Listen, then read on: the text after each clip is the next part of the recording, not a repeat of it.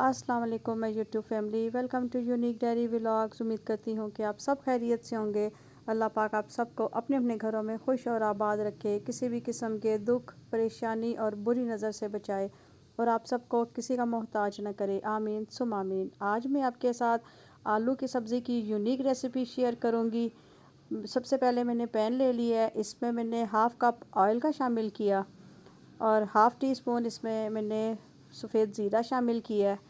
Half tea spoon या इससे थोड़ा सा कम आपने राई लेनी है और हाफ़ टी स्पून से थोड़ी सी कम ही आपने कलौंजी लेनी है और इन तमाम चीज़ों को आपने बहुत अच्छी तरह फ्राई कर लेना है। जैसे ही इसकी खुशबू आना शुरू हो तो आपने इसमें हाफ़ टी स्पून से थोड़ा सा ज़्यादा लहसुन, इसमें जितना लहसुन जाएगा उतनी ही इसका अच्छा जो है ना टेस्ट आएगा, और हाफ़ टी स्पून ही अदरक, ये मैंने पाउडर लिया है। आप फ्रेश लहसुन अदरक भी ले सकते हैं, वो इसमें शामिल किया। ये मैंने पाउडर लिया था।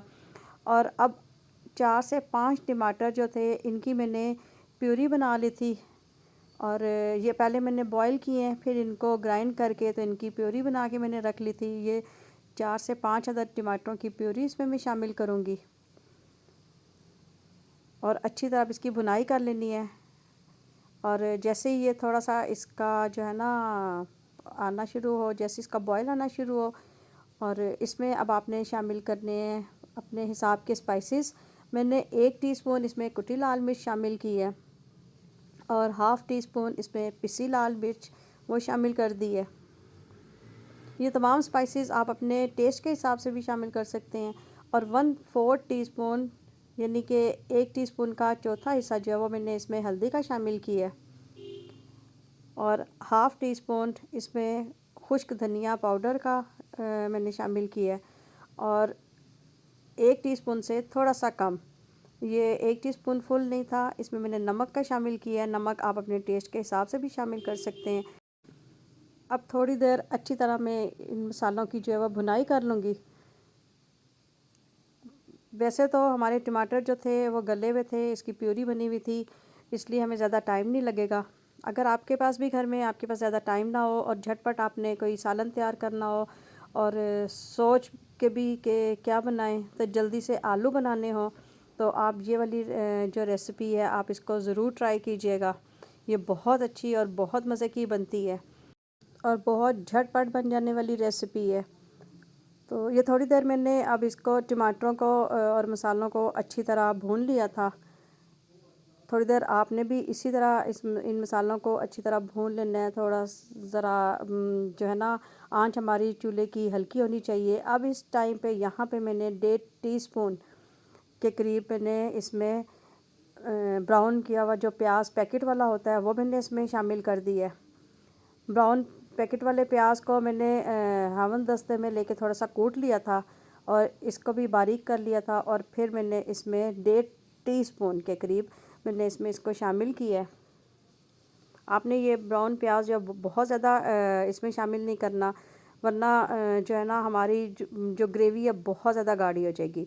तो बस आपने इतनी ही इसमें ग्रेवी रखनी है कि इसका टेस्ट भी अच्छा आए और हमारी ग्रेवी भी बहुत अच्छी बने। तो इसमें तमाम जो चीज़ें हैं वो तकरीबन मैंने जो है ना पाउडर और इस तरह खुश्क जो थी वही इस्तेमाल की हैं और अच्छी तरह अब मैं प्याज और टमाटर की भी अच्छी तरह से भुनाई कर लूँगी। अब मैंने जो आलू थे, ये 4 अदद आलू थे मीडियम साइज़ के, ना बहुत बड़े हैं ना छोटे हैं, तो ये मैंने बॉईल कर लिए थे। साथ ही मैंने प्रेशर कुकर में रख के जल्दी से आलूओं को बॉईल कर लिया था। इसका छिलका उतारा है और अब मैं इसको मोटा मोटा कट कर लूँगी। आपने इसी तरह इनको काटना है। इसको आपने अगर शेप देनी है, क्यूब्स में काटना है, तो वो भी आपकी अपनी मर्ज़ी। लेकिन ये है कि अगर इस तरह भी आप काटेंगे तो वो भी बहुत अच्छा इसमें जो है ना शेप भी इसकी अच्छी आएगी और अच्छा लगेगा इसमें। तो आपने इसी तरह छुरी और फोक की मदद से इनको छोटे पीसेस में काट लेना है और जैसे ही हमारा जो मसाला है, जो हमारा मसाला रेडी हो जाएगा, तो इसमें हमने ये आलू जो थे इनको शामिल कर देना है। तमाम आलू इसमें शामिल करके अब मसाले के साथ अच्छी तरह इन आलूओं को भी हमने भून लेना है। थोड़ी देर लगा के आपने अच्छी तरह आलू और मसाले की भुनाई करनी है।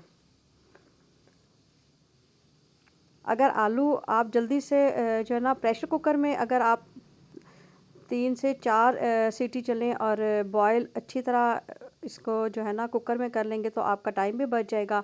एक साइड पे आप मसाला तैयार करें और दूसरी साइड पे जो है प्रेशर कुकर में आप आलू को बॉयल कर लें तो आपका काम झटपट हो जाएगा।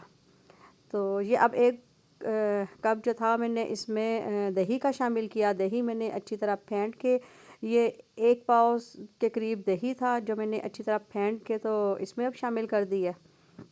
दही शामिल करके अच्छी तरह इसको मिक्स कर रही हूँ ताकि जो इसका जो दही है ना इसके साथ इसकी भुनाई हो जाए। थोड़ा सा दही भी हमारा जो है वो मसाले में अच्छी तरह जज्ब हो जाएगा। और अब मैंने 1 से 1.5 गिलास के करीब इसमें पानी शामिल किया है और पानी शामिल करके अच्छी तरह इसको मिक्स करके मैं इसको ढक्कन दे के तो थोड़ी देर दम पे रख दूँगी। और साथ में मैंने ये 3-4 अदद बड़ी हरी मिर्चें, ये बहुत ज़्यादा तीखी नहीं थी तो दरमियान में कट लगा के तो वो इसमें डाल दिए। अब मैंने ढक्कन दे के इसको थोड़ी देर के लिए हल्की आंच पे पकने के लिए रख दिया है। वैसे तो तमाम चीज़ें तैयार थी लेकिन हल्का सा जो है ना ये ग्रेवी करने के लिए तो इसको मैंने देखिए थोड़ी देर बाद ढक्कन हटाया तो अभी जो है ना हमारा ये मसाला आप देख सकते हैं ग्रेवी जो है वो बहुत पतली थी। अब मैंने दोबारा से इसको ढक्कन दे दिया और फिर 2 से 3 मिनट के बाद जब मैंने ढक्कन हटाया तो ये देखें माशाल्लाह माशाल्लाह हमारी इस टाइम पे भी ये ग्रेवी आप देख सकते हैं। अगर आप ऐसी ग्रेवी रखना चाहते हैं तो यहाँ पे आपने चूल्हे को बंद कर देना है। यहाँ पे मैंने हाफ़ टी स्पून से थोड़ा सा कम गरम मसाला इसमें शामिल किया है थोड़ा सा हरा धनिया।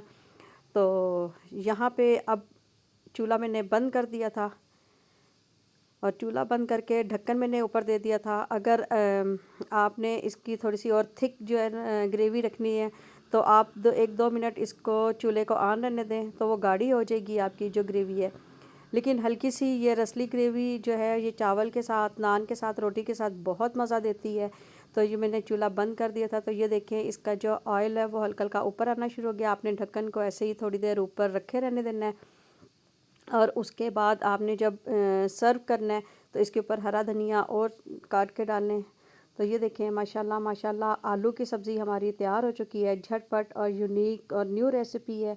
मैं उम्मीद करती हूँ कि मेरी आज की ये रेसिपी आपको पसंद आई होगी। पसंद आए तो मेरे चैनल को सब्सक्राइब ज़रूर कीजिएगा, मेरी वीडियो को लाइक कीजिएगा और मुझे दुआओं में याद रखिएगा। अल्लाह हाफिज़।